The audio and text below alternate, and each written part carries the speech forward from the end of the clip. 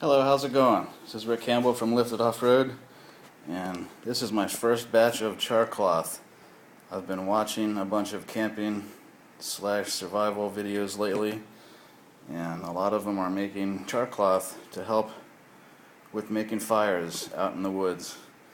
The wife and I are planning on doing a lot of camping after we move back to the States.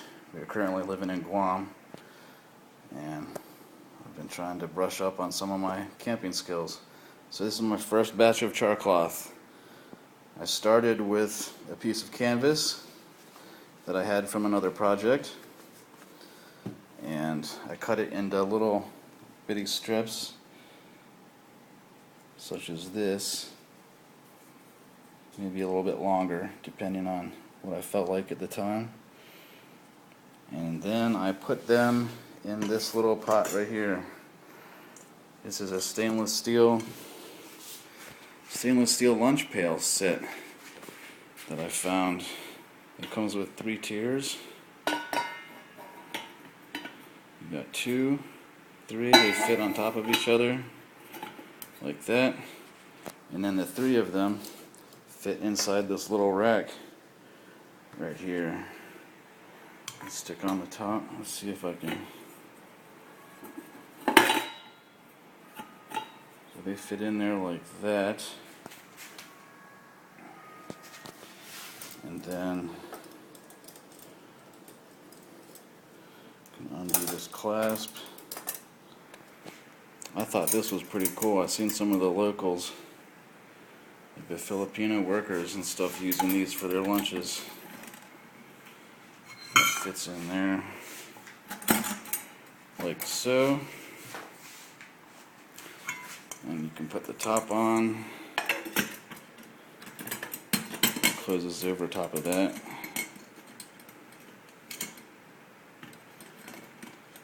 Fasten it down, and you've got yourself a little 3-tier lunch pail. It's all stainless steel. It fits in there pretty good. The clasp is kind of loose. It comes undone easily, but oh well. What do you do? You can find these things on Amazon for $24, $25. Around here, I found this one for $12. So it's about half the price as Amazon. In the States, you could probably find one for $25. This is kind of a local item, so that's probably why it was so cheap here. They had others that was only $10, but the stainless steel was a little bit thinner, so this is one of the thicker ones I found, so I decided to get this one. I painted it with high temp paint, and this is the first time I've used it on the fire. So I cut up this canvas into little strips. I stuck it in the pot, put the lid on it, and then, since I'm not actually camping right now, I stuck it on the stove. I put it on the stove. Actually, I used that cooking rack. I used the rack thing. There, I put this on top of that, and then I fastened this thing up like this, and I tied this string around it, around these 2 loops and the handle, to keep it together so it won't come apart on me, because like I said, it's pretty loose. So I used it like that and brought it over here on the stove, set it on top of the burner like so, and then turn the heat up to about, I had the heat up to about 2 level, in between 2 and 3, or 3 and low, to get enough flame in there to make it burn. For all that cloth, for this pile of cloth, it probably took about, I don't know, 3 hours. It might have been shorter, I don't know. I just left it on for 3 hours just to make sure. The first time I put it on there until it stopped smoking, like a bunch of the videos suggested.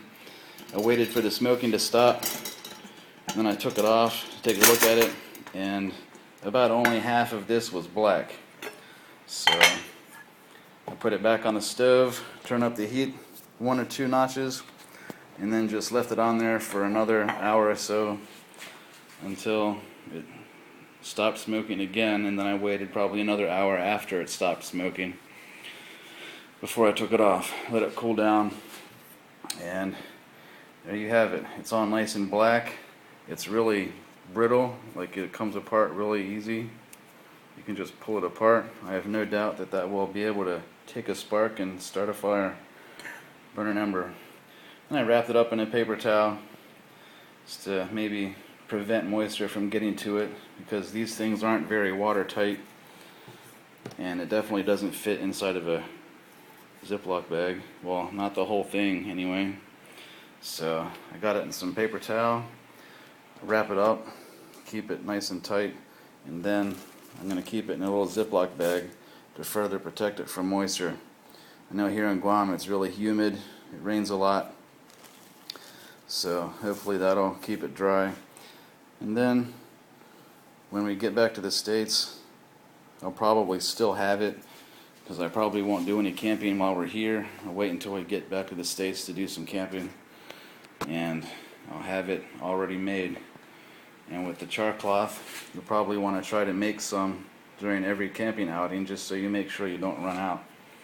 And there's also other ways of starting fires. So this is my first attempt at Charcloth. I think it turned out pretty good. I got a whole bunch of it saved for later. See the charcoal rubbing off on my fingers, and we'll see how it works. So hopefully you enjoyed this, useful. Thanks for watching. Hopefully you'll like it and maybe subscribe or watch further videos. I'll try to get some more out. So thanks for watching, and I'll see you next time from Lifted Off Road. Bye.